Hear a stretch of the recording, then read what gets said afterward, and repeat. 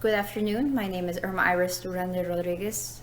I have a master's in business administration with a concentration in project management from A&M San Antonio, class of 2014. I also hold bachelor's in international management with minors in finance and German from the University of Texas at San Antonio. And I'm currently a senior housing policy coordinator for the City of San Antonio's Neighborhood and Housing Services Department. So, what are some of the difficulties I faced when searching for a job after graduating from A&M San Antonio? I went back to school during my tenure at working at the city, so I was lucky enough to already have a job. However, I made the mistake of searching for a job after graduating with my bachelor's. I hit barriers every time due to lack of experience in a saturated field, and not having any references pushed me even further from finding a job. In order to get the experience and the references, I contacted all the board members from the Chamber of Commerce to offer myself through an unpaid internship. I also took a temporary job at my current organization to get to know the culture. And 4 months after graduation, I found an entry-level job and didn't have a job in my career until almost a year after graduating. I encourage everyone to seek out internships a year prior to graduation and network. Please network. I know it's not only what you know, but who you know. So get your name out there, get the experience right now, because you will realize that even the entry level jobs, you do need experience and they will ask for that. What advice would you give men or women who are trying to pursue a career in your field? So some advice I would give to students pursuing a career in business is to definitely be versatile and be willing to learn new skills. Business is an overly saturated field, and the employee that is indispensable is the employee that has a skill that no one else has. For example, I worked in several departments that are not business related, so my marketing skills come in handy. I've also learned lobbying and event planning to help me advance. I'm also the face of most of my divisions because everyone else is not marketing or management experience, so they're not very comfortable with that. So I'm the one going out there and doing public relations and public administration. So that's gotten me a heads up, compared to my teammates. I've also worked in several divisions where I was the only person that was not laid off due to the fact I had skills that I could transfer to other positions and adjust to new teams. So that's kept me on board with the city for many years. Business in itself is a great degree, but you'll realize that it's very saturated and there are many skills that you might need that you didn't learn in business. So I do advise that you continue studying. You can also go back for a master's in another industry, or just take professional development and other technical assistance courses just so you can keep those skills handy. So what are the biggest challenge you have faced in your current career and field? The biggest challenge in my current career field is obviously government and politics, and that the industry moves forward based off of the loudest voices, not the most logical answers. Things are changed on last minute whims after weeks or months of working on projects, and that really does impact the morale and the mental health. And coming from a background where you have to know the return on investment, you have to know the most effective path, it is it's very difficult personally to turn a project around due to public perception, because you do foresee the path failing and you have put a lot of work into it, and you already know that it's not going to work just because of what they want to do, and you've put so much work into it before for months. I have learned that eventually the return and path will be asked, so I always have a backup for that project lined up. I always do get that return and the logic and the information behind it when I'm working on my projects. So that way I'm not scrambling when I have to have a response to a politician by the end of the day, because I've been working on this for so much longer. I've been working on it for days longer or weeks longer. Actually happened to me on Friday where my department director asked me to have a report by after lunch, and it was 11:30 and she wanted it by 1 o'clock, and they were worried I was not going to have it in time. And I sent it to her in 5 minutes because I had already compiled all this information, and I had been working on this backup project for a few weeks while I was doing research on the project that they had been asking. And I already had this information, so I can report back without the stress, and I had a schedule. So it makes you look good, makes you look organized, and you're not going gray and you're not stressing out, and you can still have your lunch without having to stress out.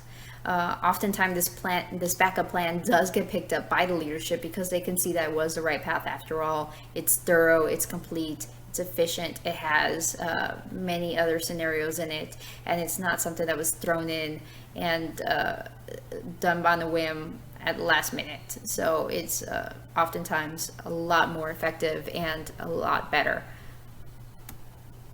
So the point is, in some industries, logic is not commonplace, and you will lose a lot of sleep trying to fight it. And you can't control things you cannot change, but you can do the best to show the best practices in your environment based off of what you have learned.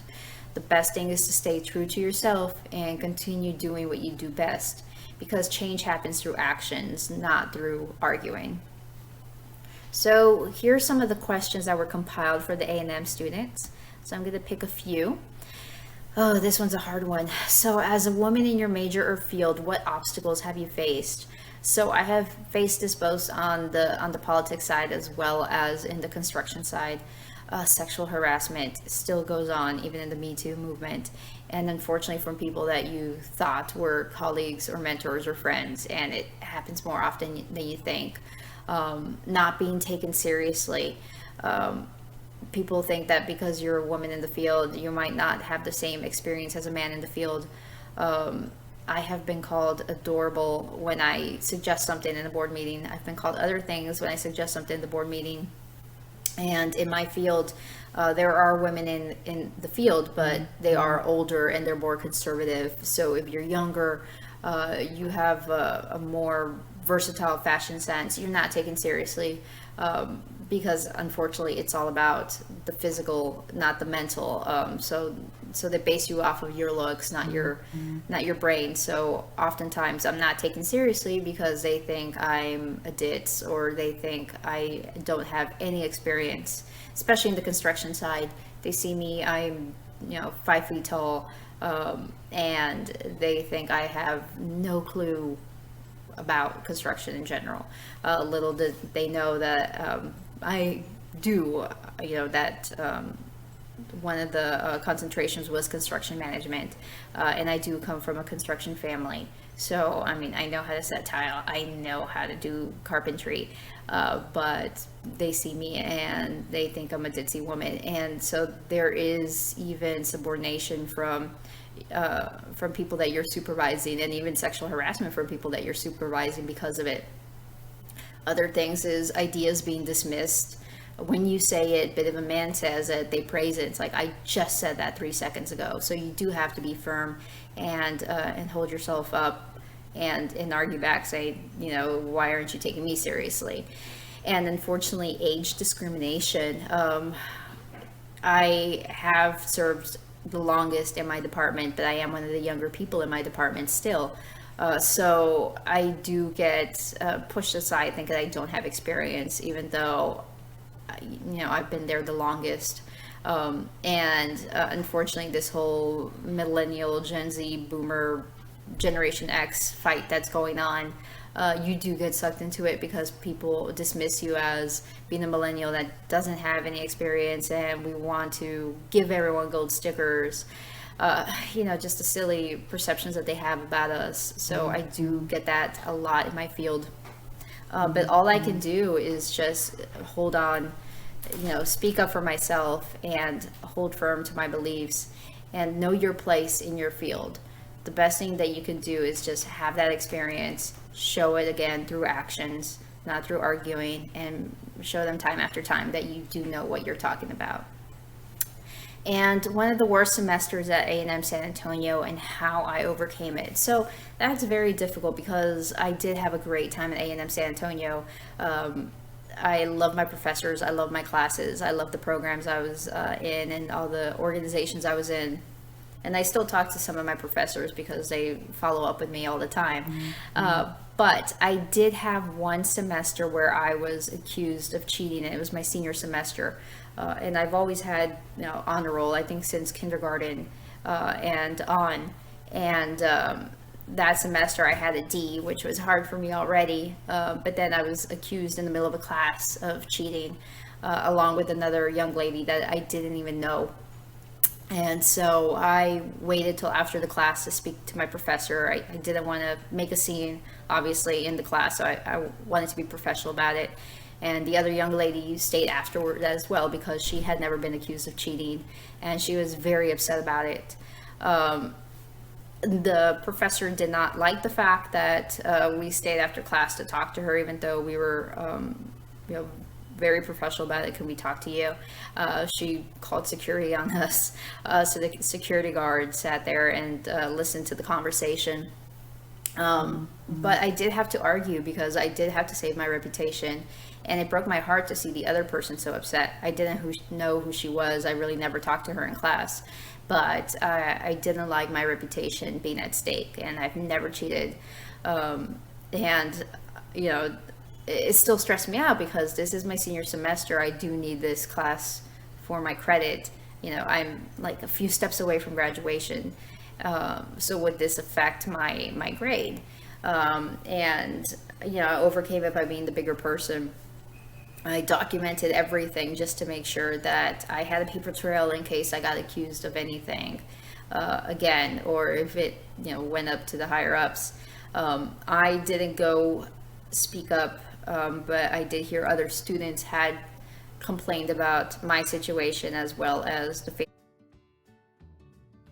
other students had complained about my situation as well as the failing grades to the dean of the university, or to the school actually, and everyone got a pass or fail in that class. So thankfully everyone did get a credit for that grade, because of there were other issues that weren't just mine, but I think that my situation was the straw that broke the camel's back, and that, you know, incited the other students to speak up.